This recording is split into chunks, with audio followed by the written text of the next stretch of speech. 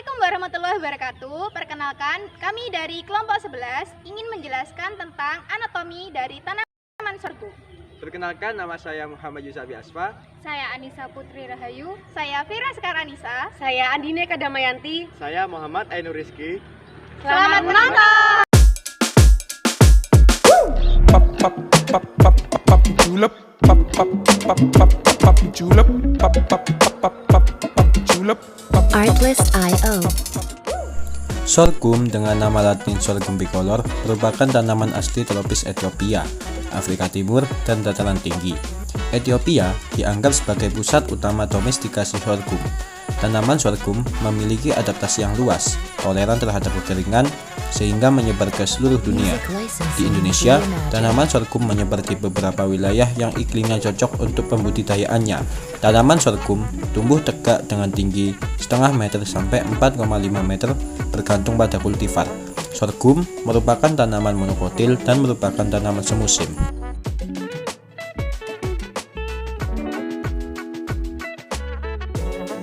Tanaman sorghum merupakan tanaman biji berkeping satu, tidak membentuk akar tunggang. Perakarannya hanya terdiri atas akar lateral. Bagian terluar dari akar sorghum adalah epidermis yang mempunyai rambut akar, dan setelahnya ada korteks yang berlapis 12 lapisan sel.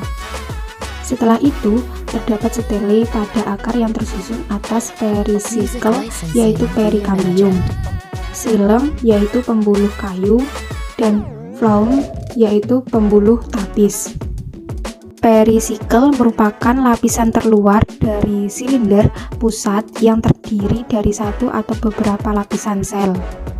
Perisikel berfungsi dalam pertumbuhan sekunder dan pertumbuhan akar ke samping.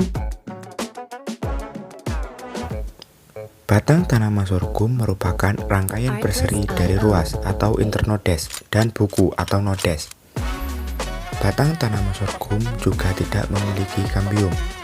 Permukaan luas batang sorghum mirip dengan tanaman tebu, yaitu diselimuti oleh lapisan lilin yang tebal pada bagian epidermis, kecuali pada ujung batang.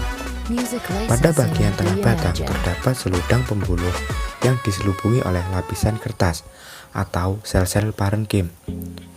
Pembuluh yang ada di tanaman sorghum antara lain phloem dan xilem. Phloem berfungsi untuk menyalurkan hasil fotosintesis, sedangkan xilem berfungsi sebagai pengangkut unsur hara dari dalam tanah untuk digunakan sebagai fotosintesis. Daun merupakan tempat fotosintesis. Tidak hanya sebagai tempat fotosintesis, daun juga berfungsi untuk transpirasi atau penguapan air dan respirasi atau pernafasan. Bagian luar daun sorghum adalah epidermis. Epidermis berfungsi sebagai pelindung jaringan, memiliki struktur khusus sebagai adaptasi untuk berlangsungnya proses fotosintesis, yaitu adanya stoma yang dalam jumlah banyak yang sering disebut dengan stomata. Epidermis pada daun sorghum terdapat jaringan lilin sehingga terlihat mengkilap. Keunikan daun sorghum terdapat pada sel penggerak yang terletak di sepanjang tulang daun. Sel ini dapat menggulung daun secara cepat apabila terjadi kekeringan. Pada daun tumbuhan, anggota rumput-rumputan, mesofil tidak berdiferensi menjadi jaringan tiang dan jaringan bunga karang, tetapi tersusun atas sel parenkim yang struktur dan ukurannya seragam. Pada daun sorghum ini merupakan daun isobilateral sama di kedua sisinya dengan stomata pada kedua permukaan daun. Di dalam daun juga terdapat berkas pembuluh, yaitu xilem dan phloem. Anatomi bunga. Rangkaian bunga sorghum berada pada malai di bagian ujung tanaman. Tangkai malai atau pendangkel merupakan ruas paling ujung atau terminal internode yang menopang malai, dan yang paling panjang terdapat pada batang sorghum. Malai pada sorghum tersusun atas tandan primer, sekunder, dan tersier.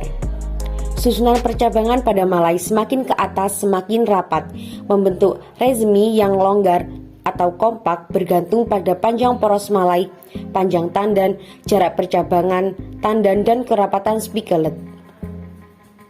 Bunga merupakan bunga tunggal yang tersusun dalam rangkaian bunga.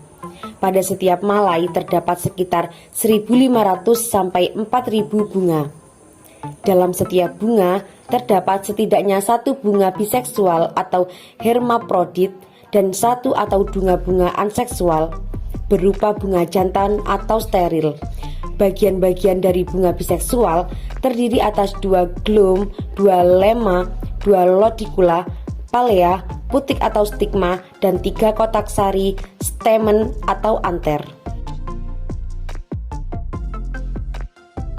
Bagian biji sorghum terluar adalah perikarp sebagai pelindung. Perikarp ini juga terdapat mesokarp dan endokarp. Mesokarp merupakan lapisan tengah dan cukup tebal, berbentuk poligonal dan mengandung sedikit granula pati. Sedangkan endokarp tersusun dari sel yang melintang dan berbentuk tabung. Pada endokarp terdapat testa dan aleuron. Pada lapisan ini terdapat senyawa fenolik. Di dasar benih terdapat hilum, yaitu bekas melekatnya biji sorghum di malai tanaman. Setelah lapisan aleuron terdapat endosperma. Endosperma adalah cadangan makanan. Di tanaman sorghum terdapat 3 lapisan, yaitu periferal endosperm, corneus endosperm, dan florik endosperm. Ada juga embrio yang berfungsi sebagai bakal tanaman.